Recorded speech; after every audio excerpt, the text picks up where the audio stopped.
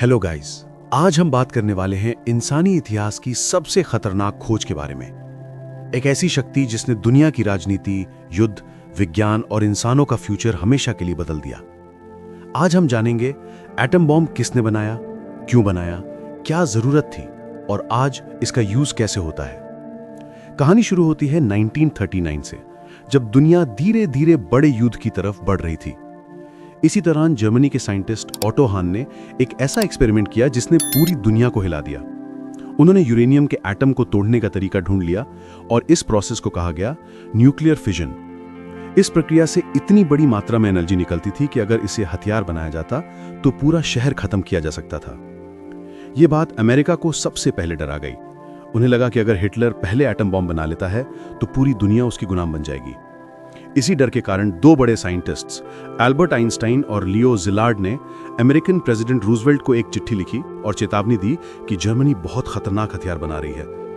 यहीं से शुरू होता है दुनिया का सबसे बड़ा secret scientific mission, the Manhattan project. इस प्रोजेक्ट का मकसद था हिटलर से पहले एटम बॉम्ब बनाना। इसके लिए दुनिया के सबसे बड़े साइंटिस्ट को बुलाया गया, Niels Bohr, Enrico Fermi, Richard Feynman और एक बड़ा नाम रॉबर्ट ओपेनहाइमर, जिन्हें बाद में the father of the atomic bomb कहा गया।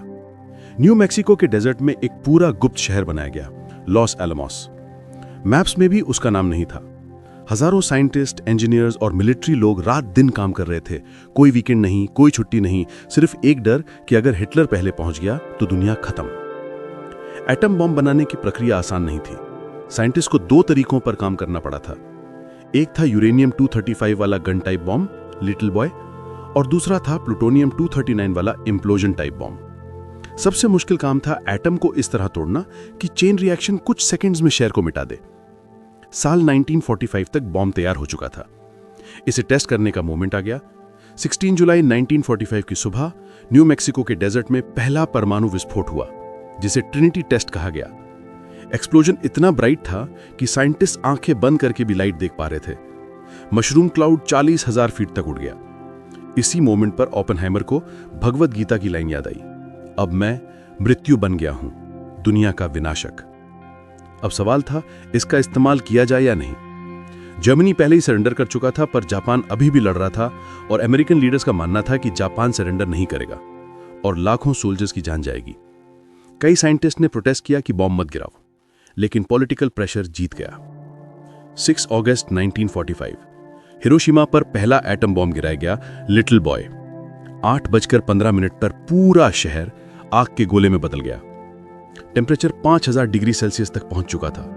लगभग 70,000 लोग उसी समय मारे गए। हजारों लोग आने वाले महीनों में रेडिएशन और जलने से मरे। लेकिन जापान फिर भी सरेंडर नहीं कर रहा था।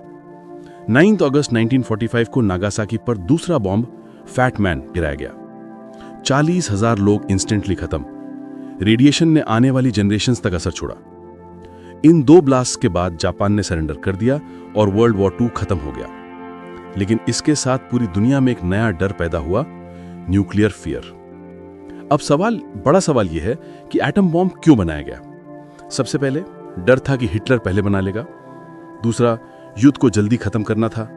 तीसरा, पॉलिटिकल और मिलिट्री प्रेशर बहुत था। चौथा, एक बार साइंस ने रास्ता खोल दिया, उसे रोकना संभव नहीं था। अब एटम बॉम्ब का आज कैसे यूज होता है। आज दुनिया में इस तरह के हथियार एक अजीब बैलेंस बनाते हैं। इसे कहा जाता है म्यूचुअल अश्योर्ड डिस्ट्रक्शन। मतलब अगर एक देश बॉम्ब चलाएगा तो दूसरा भी चलाएगा और दोनों खत्म हो जाएंगे। इस डर ने पिछले 75 सालों में दुनिया को तीसरे विश्व युद्ध से बचाकर रखा है। लेकिन एटम एनर्जी सिर्फ युद्ध नहीं करती, ये बिजली बनाने, कैंसर के इलाज, सबमरीन्स और स्पेस मिशंस में भी काम आती है। फिर भी खतरा वही है, एक गलत फैसला, एक गलती और दुनिया का फ्यूचर बदल सकता है। एटम बॉम्ब इंसान की सबसे बड़ी तकनीकी जीत और सबसे बड़ा विनाश भी है। यह दिखाता है कि अगर ताकत गलत दिशा में चली जाए तो विज्ञान भी खतरनाक हो जाता है। यह थी एटम बॉम्ब की पूरी कहानी, एक ऐसी खोज जिसे समझना जरूरी है पर दोहराना नहीं। तो दोस्तों, अगर आपको ऐसे ही टॉपिक्स पे और वीडियोस चाहिए तो कमेंट करें और लाइक, सब्सक्राइब करना ना भूलें। Thanks for watching.